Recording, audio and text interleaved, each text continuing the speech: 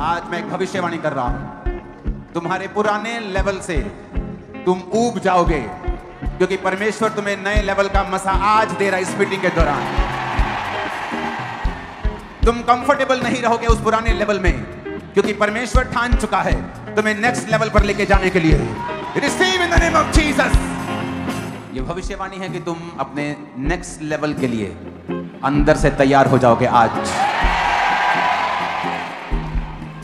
अपने घुटनों पर आओ और कहो, आज जो कुछ मैं सुनूं, चाहे वो गवाही हो, चाहे वो वचन, वो मेरे लिए हो।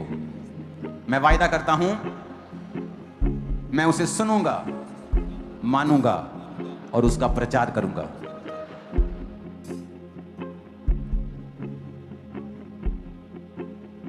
फिर से कहो, मैं उसे सुनूंगा, उसे मानूंगा और उसका प्रचार करूंगा।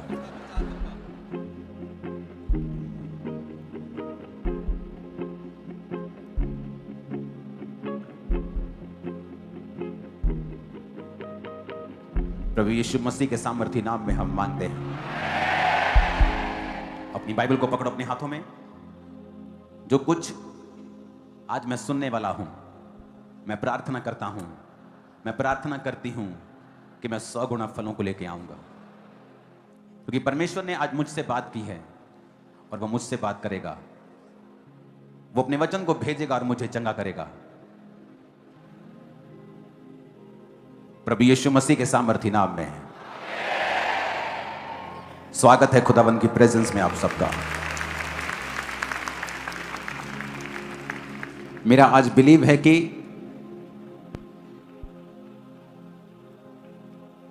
जो वचन परमेश्वर ने 31 नाइट को दिया था, उस वचन के रिगार्डिंग जो टीचिंग आपको आज मिलेगी पवित्र आत्मा के द्वारा,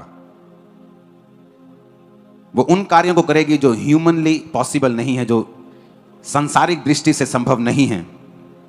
चाहे वो आपकी लाइफ में कर्जा हो, चाहे वो आपकी लाइफ की बीमारी हो, चाहे वो स्पिरिचुअल हो, चाहे वो फिजिकल हो। आप जिस भी कंडीशन में हैं, इस वर्ड को सुनने के बाद परमेश्वर आपको एक बीज देगा और वो बीज एक पेड़ बनेगा जो आपको निकाल ले जाएगा इम्पॉसिबल सिचुएशन से। जस्ट आपको सुनना है और इस शैतान की परवाह नहीं करनी है। इस साल सुपरनैचुरल मैनिफेस्टेशन मैंने आपको 31 को ही बोल दिया था। मैंने आपको 31 को बोला था कि वो होगा जो पहले कभी नहीं हुआ। तो ये परमेश्वर की प्रेजेंस है, उसकी हुजूरी है चर्च में, और शैतान के लिए ये बिल्कुल अनबेरेबल है, उसके लिए सहन करना मुश्किल है।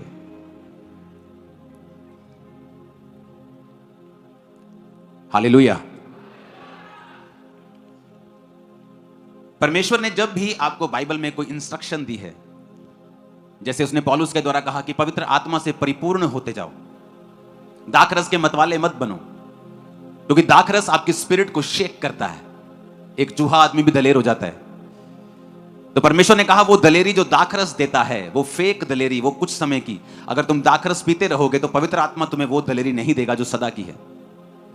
इसलिए जब पतरस और पौलुस ने एक लंगड़े को चंगा किया, पतरस और यूहन्ना ने एक लंगड़े को चंगा किया, तो लोगों ने कहा क्या ये अनपढ़ और साधारण मनुष्य नहीं है जो हमारे बीच में रहते हैं, मछली का काम करता है, कोई कारपेंटर है, कोई इलेक्ट्रिशियन है। आज के समय का आप लगा लो, उस समय तो बिजली नहीं होती थी। आज के समय के आम लोग नहीं, जो आप बातें करते हैं कि ये आम नहीं है क्या, ये कारपेंटर नहीं है क्या, ये मछली पकड़ने वाला नहीं है क्या, ये सब्जी वाला नहीं है। इसको इतनी दलेरी कहां से आ गई कि ये लंगड़े को चंगा कर रहा है, ये याजकों से बहस कर रहा है, ये महायाजकों के साथ बात कर रहा है। इसको इतनी दलेरी कहां से आ गई कि ये राजाओं के सामने भी शर्माता नहीं है, ये राजाओं के सामने भी घबराता नहीं है। तो उन्होंने कहा हां मुझे पता है ऐसा क्यों है, क्योंकि ये यीशु के साथ रहे हैं। जब आप परमेश्वर के प्रेजेंस में रहते हैं, उसकी प्रेजेंस को सोखते हैं, आप वचन को सुनते हैं, परमेश्वर की हुजूरी में समय बिताते हैं, तो फिर आप साधारण मनुष्य नहीं रहते हैं और आपके अंदर सुपरनैचुरल एबिलिटीज आती हैं, अलौकिक चीजें आती हैं, साइंस एंड वंडर्स परमेश्वर आपको देता है, मिरेकल अनॉइंटिंग आपको देता है। और उसी अनॉइंटिंग के जरिए ही परमेश्वर ने बाइबल में बड़े बड़े कार्य किए हैं। कई बार आप अपने रिश्तेदारों से भीख मांगते कि आपको इस सिचुएशन से निकाल लो, आप निकाल सकते हो मुझे इस सिचुएशन से, वो नहीं निकालते हैं। आप अपने दोस्तों को बोलते हो, आप अपने रिश्तेदारों को बोलते हो, आप अपने क्लोज रिलेटिव्स को बोलते हो, कईयों में ताकत नहीं होती निकालने की, कई तो निकालने वाली चीजें नहीं होती, कईयों के पास तो एबिलिटी नहीं होती, कई तो ह्यूमनली इंसान के लिए पॉसिबल नहीं होता, जिसके लिए होता भी है वो निकालता नहीं है ताकि आप परमेश्वर की ओर देख सकें। कई बार परमेश्वर आपको कंफर्ट से बाहर निकालता है। आपको वही चीज 1 महीना पहले अच्छी लग रही होती है, लेकिन 1 महीने बाद आपको लगता है कि नहीं, मुझे अब कुछ चेंज करना है। आपका कंफर्ट खराब होता है। वो कंफर्ट खराब नहीं हो रहा, परमेश्वर चाहता है कि आप अगले लेवल पर जाएं। वो चाहता है कि अब आप सोचें कि आपको नेक्स्ट लेवल पे किस तरह से जाना है, किस तरह से आपको कैच करनी है वो चीजें। दाऊद को 16 साल की उम्र में राजा बनने का मसा अगर दे दिया गया, क्योंकि वो टीन एज था, 15, 16, 13, 14, 19, 18 इतने ही था वो। लिखा उसके मुंह पर लाली झलकती थी, वो बच्चों के समान सुंदर था। उसको जब मसा किया गया, क्यों परमेश्वर ने 30 साल की उम्र में उसे एक गोत्र का राजा बनाया और 37.5 साल की उम्र में सभी 12 गोत्रों का राजा बनाया, जिसका वायदा परमेश्वर ने उससे किया था। क्योंकि जब तक आपके पास वो ग्रेस नहीं है कि वो प्रोफेटिक वर्ड जो परमेश्वर ने आपके विषय में बोला है वो पूरा हो सके, तब तक आपको वो ग्रेस हासिल करने के लिए लगातार फाइट करनी होती है और परमेश्वर के संग चलना होता है। अगर परमेश्वर ने आपको कहा है कि मैं तुझे एक बड़ी चर्च दूंगा और आप बड़ी चर्च के जैसा अनॉइंटिंग और उसके जैसा कैरेक्टर और ग्रेस को नहीं पाते हैं परमेश्वर से, तब तक वो भविष्यवाणी हवा में ही लटकती रहती है। जब परमेश्वर आपसे वायदा करता है मैं तुझे कर्जे से आजाद करूंगा, मैं तुझे फाइनेंशियली ब्लेस करूंगा, तब हमें यह देखना है कि प्रभु की इच्छा है कि वो हमें फाइनेंशियली ब्लेस करना चाहता है। नेक्स्ट काम हमारा होता है टाइथ देना, हमें बीज बोना, जहां भी परमेश्वर के मिशनरी काम हैं वहां पर अपना हिस्सा देना। जब आप प्रोफेटिक वर्ड को पा लेते हैं, इसलिए पौलुस ने कहा तिमुथियुस को कि जो भविष्यवाणियां तेरे विषय में की गई हैं उनके अनुसार तू अच्छी लड़ाई को लड़। इसका मतलब भविष्यवाणियां अपने आप पूरी नहीं होती, उनके अनुसार फिर हमें लड़ाई लड़नी पड़ती है। अगर मुझे फाइनेंशियली ब्लेस होना है तो मुझे देखना होता है कि इस साल मेरे बीज मेरे पुराने साल के बीजों से कहीं अधिक होंगे। अगर मुझे आत्मा में बढ़ना है, मुझे देखना है कि मेरी प्रार्थना में मेक श्योर करूंगा कि 2025 से ज्यादा हो, मेरी डेडिकेशन 2025 से भी ज्यादा हो। कितने मेरी बातों को समझ रहे हैं? नहीं तो वो सारी भविष्यवाणियां हवा में ही लटकी रहती हैं, वो कैंसिल नहीं होती, वो आपके रिस्पॉन्स का इंतजार कर रही होती हैं कि जो परमेश्वर ने आपके विषय में कहा है वो हवा में लटका रहेगा, लेट हो जाएगा जब तक आप उसके विषय में फाइट नहीं करेंगे। परमेश्वर ने कहा अब्राहम को कि 400 वर्ष के बीतने के बाद मैं अपनी प्रजा को छुड़ा के लेके जाऊंगा। तो वो कंफर्टेबल, उन्हें लगता था कि 400 साल जब हो जाएंगे तो परमेश्वर हमें छुड़ा लेगा। अभी तो 398 साल हुए हैं। जब 400 हो गए, 405 हो गए, 410 हो गए, वो भाई साहब परमेश्वर ने कहा है छुड़ा के लेके जाऊंगा, लेकिन तुम्हारा रोल ये था कि तुम प्रार्थना करते, तुम परमेश्वर के सामने पवित्र होते, तुम जाते और प्रभु से कहते कि परमेश्वर तेरे वचन में लिखा है, तूने कहा था कि तू हमें आजाद करेगा। उन्होंने प्रार्थना नहीं की तो परमेश्वर ने मुसीबतें डालनी शुरू की, राजा उनको तंग करने लगा। वो कंफर्ट से बाहर आए तो फिर प्रेयर करनी शुरू की और 430 साल के बाद परमेश्वर ने उन्हें आजाद किया। भविष्यवाणी 400 साल की थी, 430 की नहीं, क्योंकि आप, बाइबल कहती है कि अपनी भविष्यवाणी को लेट कर सकते हो। जो योजना परमेश्वर की आपकी लाइफ में है उसे डिले कर सकते हो।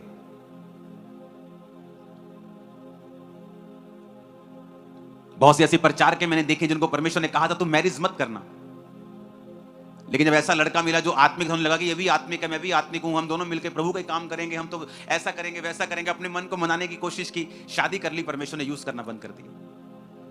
चर्च में जाती थी, प्रचार करती थी, लेकिन परमेश्वर ने वैसा कभी इस्तेमाल नहीं किया जब तक उसने वो नहीं किया जो प्रभु चाहता था। भविष्यवाणियां आपके विषय में की गई हैं, बाइबल कहती है उनके अनुसार तू अच्छी लड़ाई को लड़, तू फाइट कर। अगर तू फाइट नहीं करेगा तो परमेश्वर उन योजनाओं को पूरा नहीं कर पाएगा तेरी लाइफ में। आमीन। मेरा बिलीव है कि आज आप जो वचन सुनेंगे आपकी लाइफ को सेम नहीं रहने देगा। और याद रखो परमेश्वर ने कहा है कि इस साल आप सुपरनैचुरल मैनिफेस्टेशन को देखोगे, ऐसी अलौकिक मिरेकल्स को आप देखोगे, ऐसी मैनिफेस्टेशन होगी, शैतान एकदम से जाहिर हो जाएगा, बिल्कुल नंगा कर देगा परमेश्वर को। मैं बता रहा हूं, आपको मालूम हो जाएगा आपके किस फैमिली में किस जगह पे शैतान काम कर रहा है। लोगों को सपने आएंगे परमेश्वर के, अन्य जाति लोगों को परमेश्वर के सपने आएंगे, एंजल्स दिखाई देंगे, और बहुत से लोग मसीह में आने वाले हैं। एक टेस्टिमनी को हम सुनेंगे अपोस्टल जी, इस बहन का नाम अंजलि है और साथ में इनके मदर इन लॉ हैं और ये कलन और गुरदासपुर के रहने वाले हैं। इनकी मैरिज अक्टूबर 2019 में हुई थी। उसके बाद जब इन्होंने बेबी का सोचा तो ये प्रेगनेंसी नहीं कंसीव कर पा रहे थे। जो इनका पीरियड साइकिल था वो बिगड़ चुका था, 1.5-2 महीने बाद पीरियड्स आते थे। दवाइयाँ खाई तभी पीरियड आते थे, तो इसकी वजह से इनकी प्रॉब्लम बढ़ती जा रही थी। तो ये गायनी डॉक्टर के पास गए, जब इनकी स्कैन हुई, टेस्ट हुए, तो पता चला कि इनके हार्मोन इनबैलेंस है और मेंस्ट्रुअल साइकिल जो है वो बिगड़ चुका है और साथ ही यूट्रस में एक मांस वाली बड़ी गांठ है और एग्स भी ग्रो नहीं कर रहे हैं। डॉक्टर ने दवाइयां खाने को दी तो दवाइयां खाते रहे लेकिन कोई रिजल्ट नहीं मिला। और अपोस्टल जी, साथ में इनको एक सपना आता था, एक लेडी दिखती थी सपने में, वो इनको हमेशा यही बोलती थी कि मैं तेरे कभी बच्चा नहीं होने दूंगी, जिस वजह से ये बहन और भी ज्यादा डर गए थे। 8 बड़े बड़े हॉस्पिटल जो कि अमृतसर, गुरदासपुर, बटाला के हैं, सभी स्पेशलिस्ट डॉक्टर के पास जाकर टेस्ट कराए, स्कैन हुई, तो डॉक्टर का कहना यह था कि दोनों ओवरीज मल्टीपल पानी वाली रसौलियों से भरी पड़ी है। फ्लोपियन ट्यूब्स दोनों ही ब्लॉक हो चुकी हैं। राइट फ्लोपियन ट्यूब्स एक जो है उसमें आपको इतना कुछ डॉक्टर बोलते थे, स्कैनिंग होती थी क्या, कैसे मालूम करते थे वो इतना कुछ?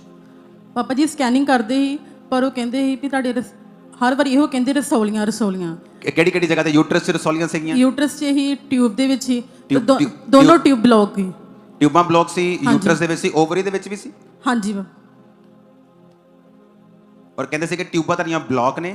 ਹਾਂਜੀ ਪਾਪਾ ਜੀ। ਇੱਕ ਮਾਸ ਵਾਲੀ ਰਸੌਲੀ ਰਾਈਟ ਫੈਲੋਪੀਅਨ ਟਿਊਬ ਦੇ ਵਿੱਚ ਹੈ। ਹਾਂਜੀ ਪਾਪਾ ਜੀ। ਔਰ ਇੱਕ ਤੁਹਾਡੇ ਓਵਰੀਜ਼ ਦੇ ਵਿੱਚ ਮਲਟੀਪਲ ਪਾਣੀ ਵਾਲੀਆਂ ਰਸੌਲੀਆਂ ਨੇ। ਹਾਂਜੀ ਪਾਪਾ ਜੀ। ਔਰ ਇੱਕ ਰਸੌਲੀ ਤੁਹਾਡੀ ਜੜ ਵਾਲੀ ਯੂਟਰਸ ਦੇ ਵਿੱਚ ਹੈ। ਹਾਂਜੀ ਪਾਪਾ ਜੀ। ਮਤਲਬ ਸਭ ਜਗ੍ਹਾ ਰਸੌਲੀਆਂ ਸੀਗੀਆਂ ਤੁਹਾਡੀ? ਹਾਂਜੀ ਪਾਪਾ ਜੀ। ਜਦੋਂ ਇੰਨਾ ਕੁਝ ਤੁਹਾਡੇ ਨਾਲ ਹੋ ਰਿਹਾ ਸੀਗਾ, ਕੀ ਤੁਹਾਨੂੰ ਲੱਗ ਰਿਹਾ ਸੀ ਮਸੀਹ 'ਚ ਸੀਗੇ ਉਦੋਂ ਕਿ ਨਹੀਂ? ਹੈਗੇ ਸੀ ਪਾਪਾ ਜੀ, ਪਰ ਇੰਨਾ ਨਹੀਂ ਸੀ, ਮਸੀਹ ਨਾਲ ਜੁੜੇ ਹੋਏ ਨਹੀਂ ਸੀ ਇੰਨਾ। ਹਾਂਜੀ। ਉਸ ਤੋਂ ਬਾਅਦ ਆਪਰੇਸ਼ਨ ਕਰਵਾਇਆ, ਕੀ ਕੀਤਾ ਤੁਸੀਂ?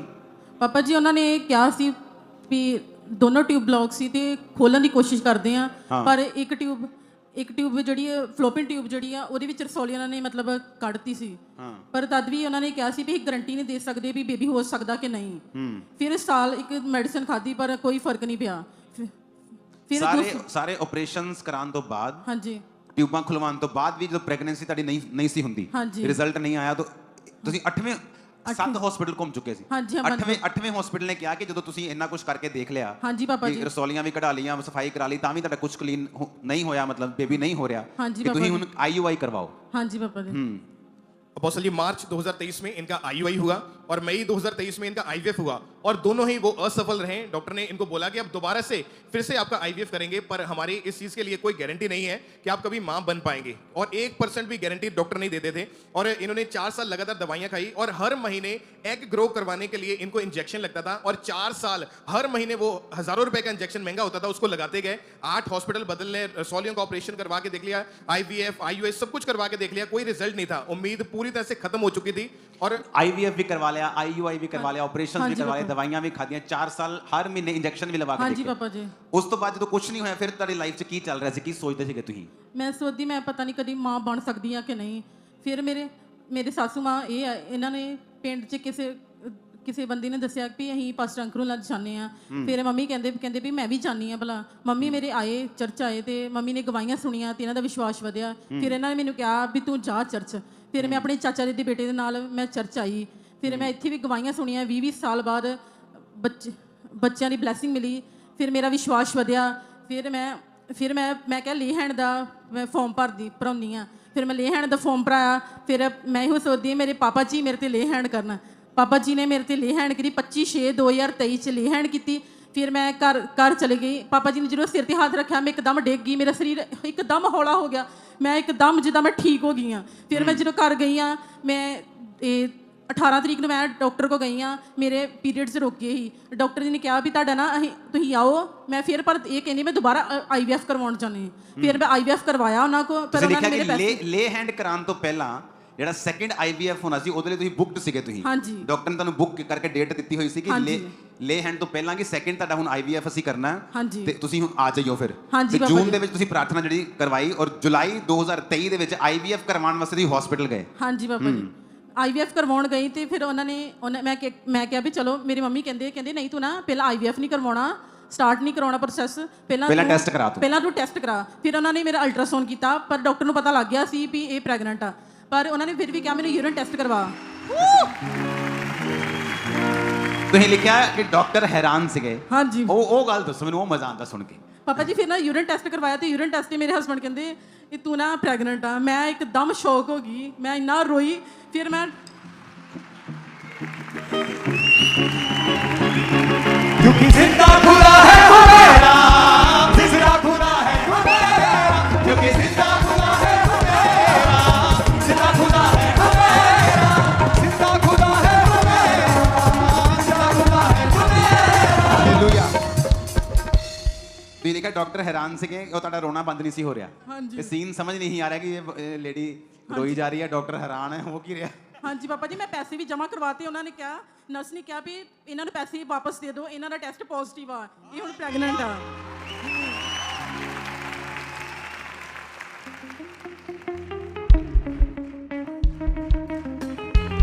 ओह जीसस। सुनो सुनो, अभी टेस्टिमनी पूरी सुनना।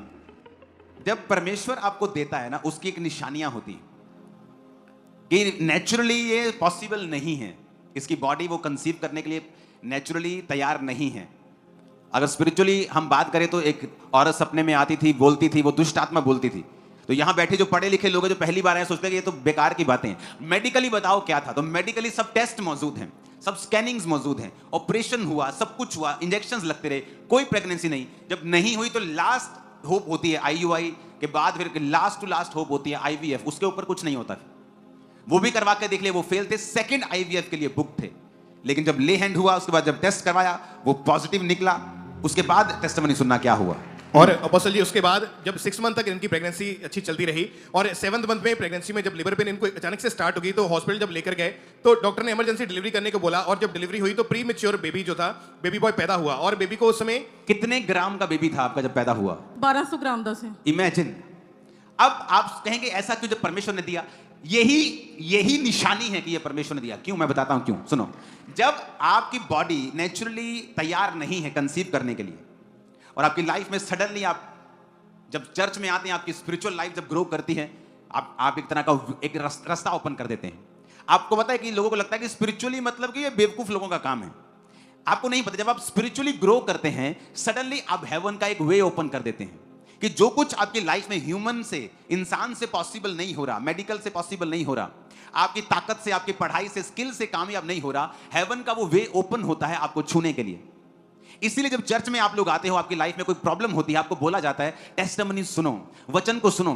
आपको स्पिरिचुअली ग्रो करना है ताकि आपके लाइफ में जो वे है, जो रास्ता है, जो खुदा का दरवाजा है, वो खुले और परमेश्वर आपको छुए। अब प्रभु ने छू लिया, सेकंड आईवीएफ के लिए पैसे दिए हुए हैं, सब बुक्ड है, जस्ट टेस्ट करवाया तो पॉजिटिव आया, पॉजिटिव टेस्ट कराया तो प्रेगनेंसी निकली। अब प्रेगनेंसी जब हुई तो लेबर पेन स्टार्ट हुई। शैतान जब आपको देखता है कि इसने परमेश्वर की ओर से कुछ पाया है, वो उसको फाइट करता है। और 1200 ग्राम का बेबी, ये 1200 ग्राम मेरे हाथ में पकड़ा होगा सिर्फ, जस्ट इसके ये कवर वगैरह मिला के 1200 ग्राम कितना होता है? किलो, जस्ट किलो से कुछ ग्राम ऊपर।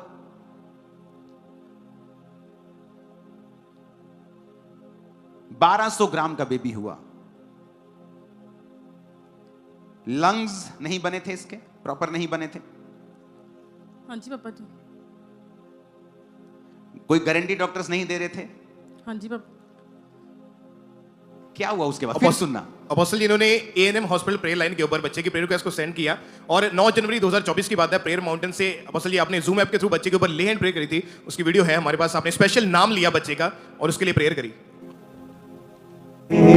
अंजलि, प्रीमेच्योर बेबी, छूने से अपने हाथों को उठाओ। सब लोग, सब गेस्ट अपने हाथों को उठाओ इस बच्चे के लिए। दूर बीमारी, इस बच्चे की छाती के ऊपर क्या सूजन है, किस प्रकार की? क्या कोई बता सकता है इसके पास जो है?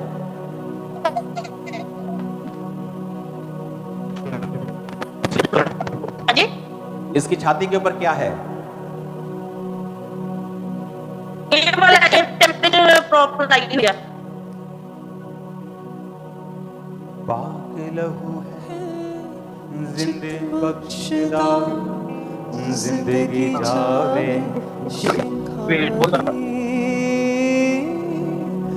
पाक लहू है जिंदे बख्शदा।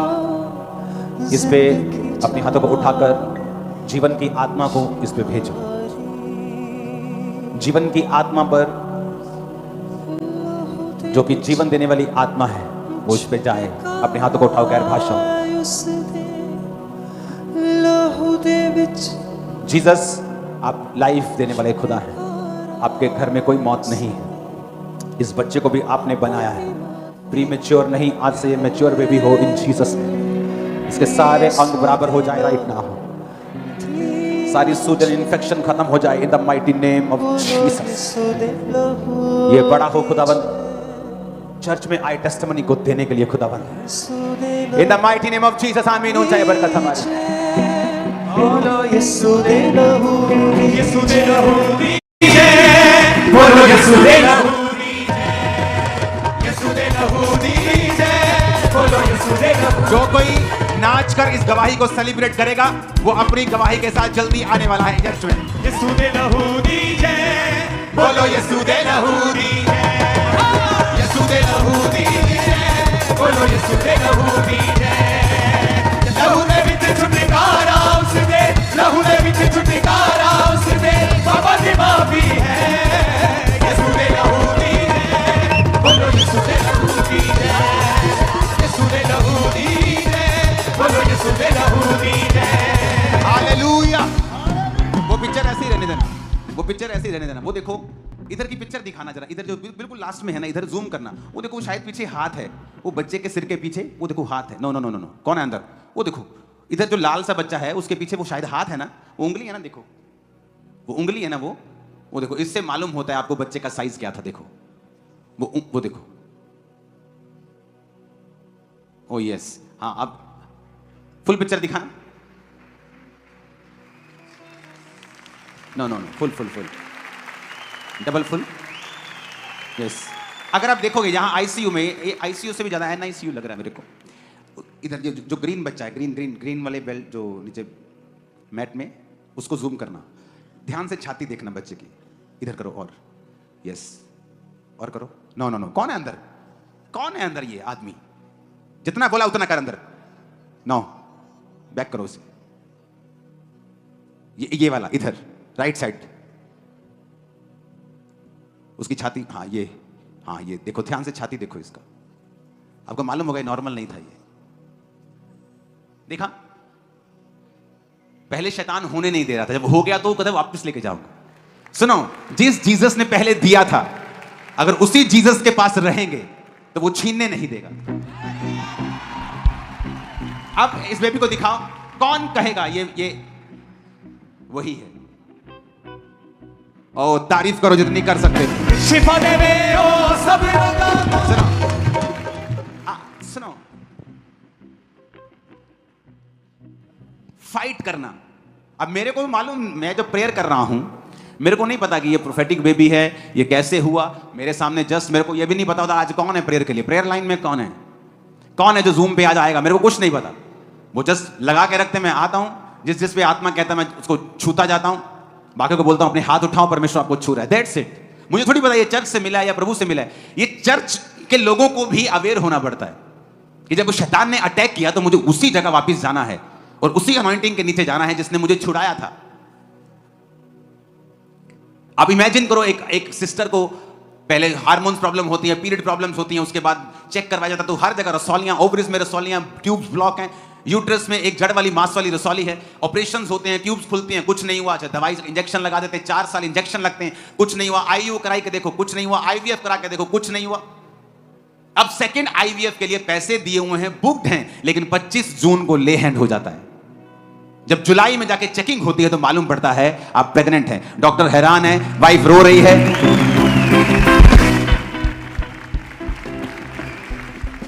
होना तो उल्टा चाहिए था कि जिससे पैसे वापस ले उसको रोना चाहिए था। मजाक कर रहा हूं, आप समझ रहे मेरी बात को। डॉक्टर्स खुदा की ओर से हैं, लेकिन जब परमेश्वर ठान ले कि आपको कुछ दिखाना है कि जो कोई नहीं कर सकता उसे मैं कर सकता हूं।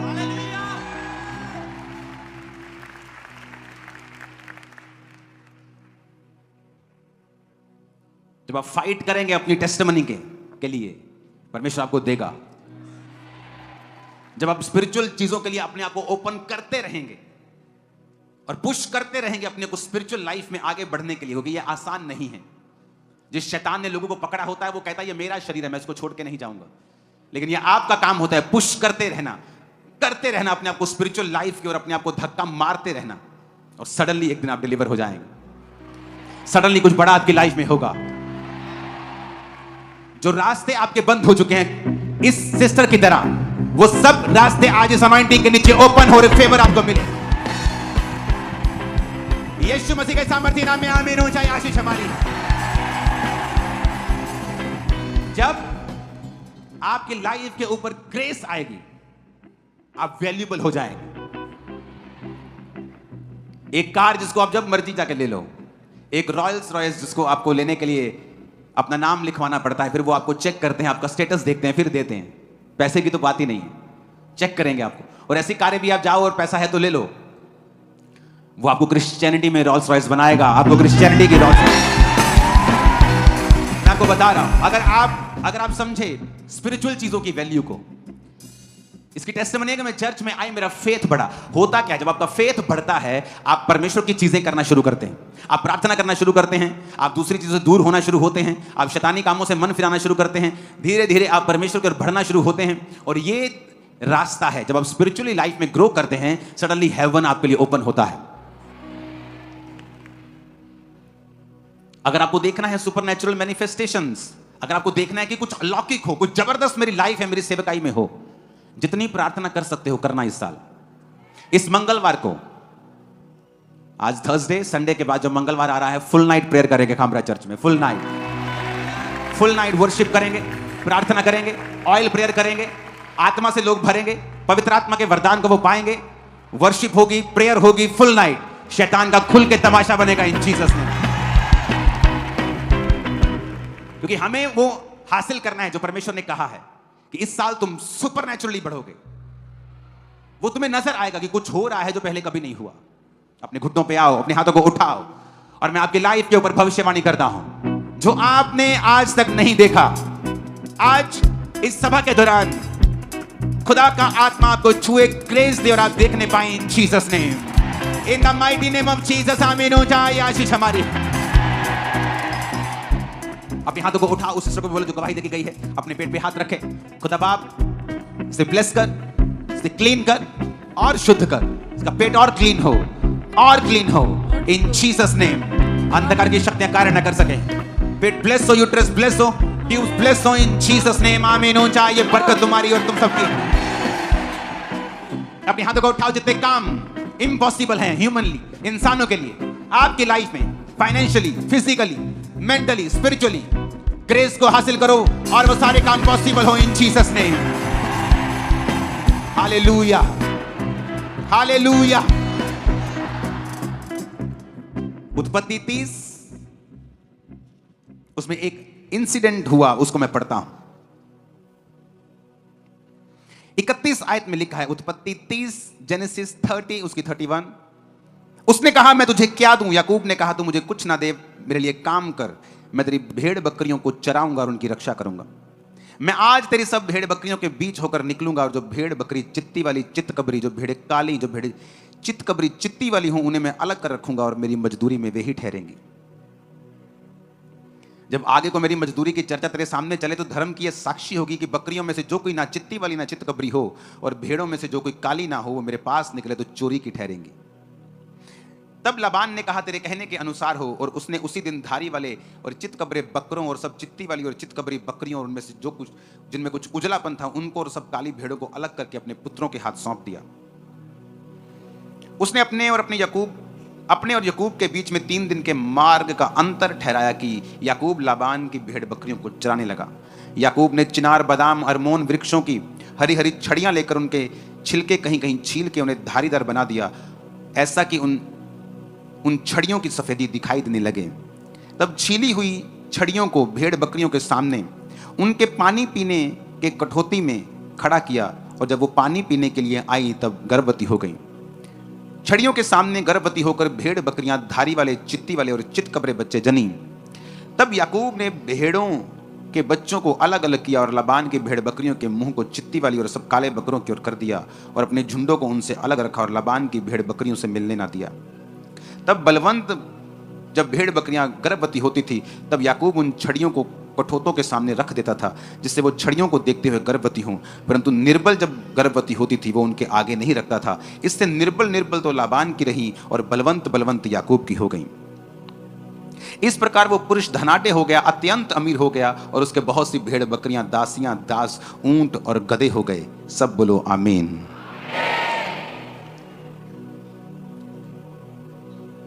याकूब एक ऐसी सिचुएशन में है जहां पर उसे परमेश्वर का हाथ ही बचा सकता था। लव मैरिज का चक्कर पहले उसने डाल लिया, जो उसका बाप आराम से शादी की और खुदा ने उसकी औरत को भेजा और वो ब्लेस्ड मैरिज में रहे, अपने बाप की गवाही को फॉलो ना करके लव मैरिज को लाइन को फॉलो करने लगा और 7 साल अपनी वाइफ के लिए सेवा की। जब 7 साल बाद भी उसकी बड़ी बहन उसको मिली और 7 साल फिर उसने अपनी वाइफ के लिए फिर सेवा की, और फिर जब जाने लगा तो 7 साल भेड़ बकरियों को फिर चराया, और फिर अभी भी उसका जो ससुर था उसको जाने नहीं देना चाहता था। अगर वो जाता तो उसकी फैमिली टूटती, उसकी वाइफ्स मानती चाहे ना मानती, उसे कुछ पता नहीं था। एक ऐसी सिचुएशन की याकूब कुछ नहीं कर सकता था, हेल्पलेस था वो, बिल्कुल हेल्पलेस, कि इसमें मैं कुछ नहीं कर सकता हूं, प्रभु ही कर सकता है। और बाइबल कहती है कि उसने जब कहा कि अभी तुझे भेड़ बकरियों के लिए तू मेरी सेवा कर, भेड़ बकरियों को चरा, क्योंकि तेरे चराने से वो बहुत ज्यादा बढ़ गई हैं, क्योंकि वो धर्मी था, और जब धर्मी को आप किसी काम को देते हो तो निशानी होती है वो काम फलवंत होता है। जहां एक करप्ट आदमी, जहां एक व्यभिचारी आदमी को आप कोई काम दोगे वो काम कभी फलवंत नहीं होगा। लेकिन एक धर्मी को जब आप कोई काम देते हो, चाहे वो आपके किसी भी एरिया में क्यों ना हो, चाहे वो स्पिरिचुअल एरिया हो, फाइनेंशियल एरिया हो, एडमिनिस्ट्रेशन हो, आपको हमेशा जो स्पिरिचुअल लोग हैं, जो परमेश्वर की भाषा को समझते हैं, आपको ज्यादा कामयाब मिलेंगे। अब यहां पर वो फंस चुका है, और उसने, बाइबल कहती है, उसने, परमेश्वर ने उसको एक दर्शन दिया, एक विजन दिया, और उस विजन के मुताबिक उसने अपने ससुर से बात की कि ठीक है, मैं तेरी भेड़ बकरियों को चराने के लिए तैयार हूं, लेकिन एक शर्त के ऊपर। अपने पड़ोसी को बोलो, परमेश्वर असंभव काम को करेगा। आमीन। अब उसने कहा एक ऐसा काम करते हैं हम लोग, हम 2 झुंड बना लेते हैं, 2 झुंड कर लेते हैं, एक इधर वाला झुंड और एक इधर वाला झुंड। कहता तू आज इन सब बकरियों में घूम, इन सब भेड़ों में घूम, और जो जो भेड़ तुझे लाइनों वाली दिखाई देती है, लाइनों वाली भेड़, चितकबरी, काली, कहता वो सारी निकाल ले, सारी अलग कर दे इनसे, मतलब भूरी भूरी रह गई, काली भी निकाल ले, चितकबरी निकाल ले, डॉटेड निकाल ले, लाइनों वाली निकाल ले, ये सारा जो मसालेदार माल है ना, सारा निकाल ले तू। मेरे को सिंपल सिंपल दे दे, भूरी दे दे, चिट्टी दे दे, और फ्यूचर में अब मैंने सारी तेरे को भेड़े दे दी, चितकबरी, लाइनों वाली सब तेरे को दे दी है। फ्यूचर में मेरे झुंड में जहां ये एक भी डॉटेड चिट्टी वाली बकरी नहीं है, फ्यूचर में अगर ये मेरे झुंड में होगी तो वो मेरी तनख्वाह होगी। उसके मामा ने सोचा, उसके ससुर ने सोचा कि ये तो बेवकूफ है, बकरी पूरी, ਉਹਦਾ घर वाला पूरा, ते न्याणे चितकबरे कित्थों होने, भेड़ वाइट, भेड़ का घर वाला वाइट, तो बच्चे भी क्या होंगे। तो उसने कहा कि ठीक है, अगर जितने चितकबरी, लाइनों वाले, धारी वाले बच्चे तेरे में होंगे वो तेरी तनख्वाह। कहता ठीक है। उसने 3 दिन का अंतर ठहराया कि अगर तू यहां चराएगा, मेरी धारी वाली तेरी भेड़ मिक्स ना हो जाए तुझमें, तो मेरे बच्चे 3 दिन के मार्ग में चराएंगे। तू यहां चराएगा जलंधर में, तो मैं लुधियाने में चराऊंगा। उसने कहा ठीक है, सौदा हो गया, सब फाइनल हो गया। याकूब ने एक दर्शन देखा। उसने दर्शन देखा कि जो बकरियां गर्भवती हो रही हैं वो चित्तीदार बच्चों को पैदा कर रही हैं। सुनो, अब उसने क्या किया, पानी वाली जगह के ऊपर बादाम और 3 वृक्षों को छील के उनको चित्तीदार बना दिया। और जब बाइबल कहती है कि जब कोई मजबूत भेड़ जब कोई बलवंत भेड़ गर्भवती होती थी तो वो पानी पीने उनको वहां लेके आता था जहां बादाम की और सब पेड़ों की छड़ियां छीली हुई हैं। जब कमजोर गर्भवती होती थी वो उनको छड़ियों को उनके सामने नहीं रखता था। परमेश्वर ने याकूब को बताया कि जो इंसानों से इम्पॉसिबल है मैं उसे कंप्लीट करूंगा। सुनो, अब जब मजबूत गर्भवती होती थी तो उनको वो सामने रखता था और वो जब बच्चे पैदा करती थी वो धारी वाले होते थे, उनका डीएनए चेंज होता था। सुनो, अब जब बच्चे पैदा होने लगे, मजबूत बच्चे याकूब के बढ़ने लगे और सब अच्छी बकरियां भेड़ें मोटे मोटे बच्चे पैदा करने लगी और वो सारी धारी वाले होते थे। और जो कमजोर बकरियां थी वो जो बच्चे पैदा करती थी वो उन्हीं के जैसे होते थे, लाल भूरे होते थे, लेकिन वो कमजोर होते थे। जब दिन बीतते गए, साल बीतते गए, याकूब एक अमीर इंसान बन गया और परमेश्वर ने उसको छुड़ाया। सुनो, एक लड़की बिगड़ गई, मां क्रिश्चियन और बिगड़ गई। इतना बिगड़ गई कि अपने पिता के दोस्तों के साथ और अपने भाई के दोस्तों के साथ भी वो गलत थी। घर में लड़ाई हुई, घर छोड़ के चली गई। मां गई पास्टर के पास और पास्टर को बोला, पास्टर जी प्रार्थना करो मेरी बेटी मर जाए, क्योंकि मेरी बेटी हमारे लिए एक बेइज्जती का कारण बन चुकी है। प्रेयर करो मर जाए। उसने कहा तू ऐसा क्यों कह रही है? उसने कहा प्रार्थना करो ये मर जाए, हमारे लिए मर चुकी है, वो घर नहीं आती, हमने निकाल दिया, मर जाए वो। उसने कहा चल मेरे सामने बैठ। वो बैठी और उसने कहा एक दर्शन देख कि तेरी बेटी सफेद कपड़ों में है और वो प्रचार कर रही है, और एक दर्शन देख और प्रार्थना कर। सुनो, वो रोज दर्शन देखने लगी कि मेरी बेटी व्हाइट कपड़ों में है और प्रचार कर रही है, व्हाइट कपड़ों में है और प्रचार कर रही है। एक दोपहर को दरवाजे पे कोई नॉक करता है, उसकी बेटी अंदर आती है और जैसे ही मां दरवाजा खोलती है, वो उसके लिए प्रार्थना कर रही थी तो वो उसको गले लगा लेती है और वो रोने लग जाती है और वो कहती है कि मैं गाड़ी के नीचे आके सुसाइड करने जा रही थी, मेरे अंदर से आवाज आई कि अपनी मां को मिल एक बार। तो जब मैं आ रही थी मुझे यह था कि अगर मेरी मां ने मुझे स्वीकार नहीं किया तो मैं सुसाइड कर लूंगी। लेकिन जब वो अंदर आई, उसकी मां प्रार्थना कर रही थी विजन के साथ, दर्शन देखते हुए। आपको जो चाहिए फ्यूचर में, अपने दर्शन को फिट कर लो और जब आप प्रार्थना में बैठते हो परमेश्वर को बोलो प्रभु ऐसा होने दे जो मैं देख रहा हूं। आपको शायद मालूम नहीं है, ऐसा करने की पावर ऑलरेडी आपके अंदर है। ऑलरेडी ये पावर ऑलरेडी आपके अंदर है ऑलरेडी।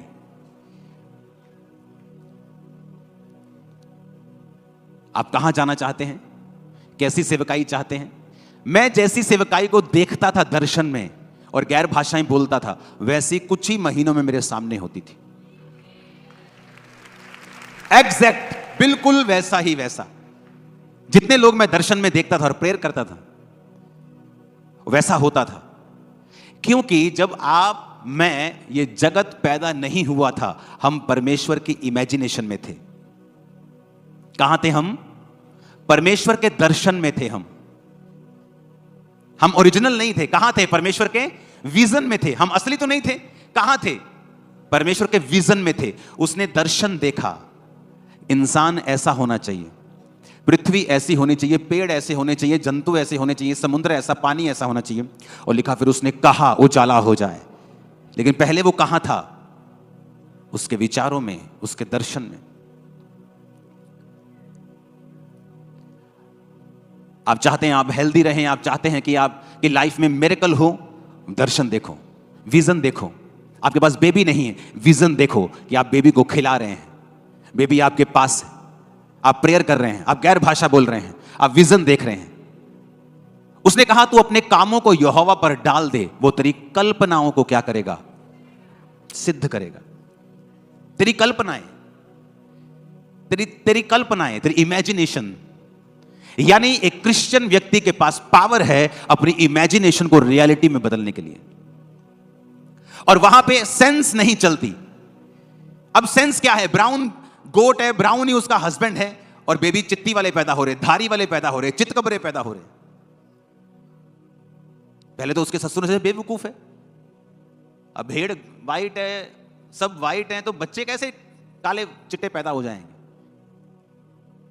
लेकिन उसने कुछ देखा था।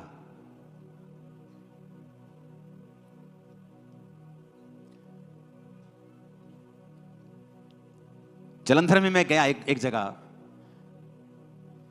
तब मेरे पास 50-60 लोग आते थे, और मैं साउंड वाले के पास गया। जलंधर में बहुत बड़ा साउंड बनाने वाला आदमी।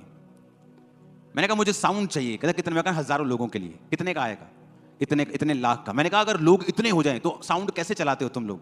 ऐसे चलाते हैं। आपके पास कितने लोग आते हैं? मैं 50 लोग आते हैं। आप लाखों के बारे में क्यों पूछ रहे हो? क्योंकि वो कहां थे? यहां इमेजिनेशन में। और मुझे अंदर से मालूम था कि ये होगा, ऐसा होगा। अपने कामों को यहोवा पर डाल दो, तुम्हारी कल्पनाएं। अब उसने बैरियर नहीं लगाया कि बेटा 50,000 से ज्यादा कल्पना मत करना। कहा उसने मुझसे कहा कि 2 लाख से ज्यादा चर्च की कल्पना मत करना? नहीं कहा। हम परमेश्वर के बच्चे होने के बावजूद भी अपनी कल्पनाओं और इमेजिनेशन को बड़ा नहीं करते हैं। हम बड़ा नहीं सोचते हैं, बड़ी सोच के मुताबिक प्रार्थना नहीं करते हैं। उसने इम्पॉसिबल किया, देखो। और उन भेड़ों के सामने उसने छील के रख दी छड़ियां। जब वो देखती गई वैसा ही होता गया। इमेजिन करो आप क्या हुआ होगा उस समय कि पवित्र आत्मा ने कैसे जो भेड़ें उन छड़ियों को देखती रही होंगी, अंदर परमेश्वर ने डीएनए चेंज कर दिया। देखो, सोचो, आज की साइंस के पास पावर नहीं है ऐसा करने की। अगर वो एक आध के साथ करेंगे तो मिलियन डॉलर लगता है। तो 2000 की भेड़ में कि तुम कर भी लोगे, 2000 की भेड़ है तो 9 करोड़ तुम ऊपर लगा दोगे उसके। और परमेश्वर एक भेड़ को फ्री में कर रहा है, सिंगल भेड़ को। और जो उसने नहीं किया कि जब कमजोर गर्भवती होती थी वो उनको पानी के सामने नहीं लेके आता था, उस पानी के सामने जहां पर वो छड़ियां छीली हुई पड़ी तो वो नहीं होती थी। आपके पास पावर है बाहर आने की। परमेश्वर की प्रेजेंस में बैठो, विजन्स को देखो, दर्शनों को देखो, अपने माइंड को उसको चौड़ा करो, थोड़ा उसे बड़ा करो, उसे परमेश्वर को समझो। उसने आपको पावर दी है इमेजिन करने की, और उसे पूरा करने की ताकत भी पवित्र आत्मा के द्वारा उसने आपको दी। अगर आप भी नहीं देखेंगे, अगर आप भी नहीं एक्सपेक्ट करेंगे तो परमेश्वर कैसे करेगा? उसने आपको पावर दी है, उसने आपको इमेजिनेशन की पावर दी है। आप परमेश्वर की प्रेजेंस में बैठे हैं, आप इमेजिन कर रहे हैं, परमेश्वर मैं ये दर्शन देख रहा हूं, मैं ये विजन देख रहा हूं। आप बैप्टाइज हैं, आपने प्रार्थना की है, आप टाइदर्स हैं, आप पूरी तरह से परमेश्वर में चल रहे हैं, अपने आप को पूरी तरह से परमेश्वर के हाथों में आपने सौंप दिया है, अपने कामों को परमेश्वर पे डाल दिया है। कोई कंडीशन नहीं है तू चंगा करेगा तो मैं आऊंगा, नहीं करेगा, सब कुछ आपने परमेश्वर के हाथों में सौंप दिया है। अपने कामों को यहोवा पर डाल दिया है। उसने कहा तेरी कल्पनाओं को मैं सिद्ध कर दूंगा। जो तेरी कल्पना में है, जो तेरी इमेजिनेशन में है, मैं उसे सामने रख दूंगा। आपको रिजेक्ट किया गया, आपकी बेइज्जती की गई, इमेजिन करो कि दुनिया आपकी इज्जत करेगी। इमेजिन करो, एक्सपेक्ट करो, सोचो, उन दर्शनों में उनको रखो। देखो फिर क्या होता है, देखो फिर क्या होता है। हालेलुया। इमेजिन किया, कर्म भी किया। इमेजिन किया, कर्म भी किया।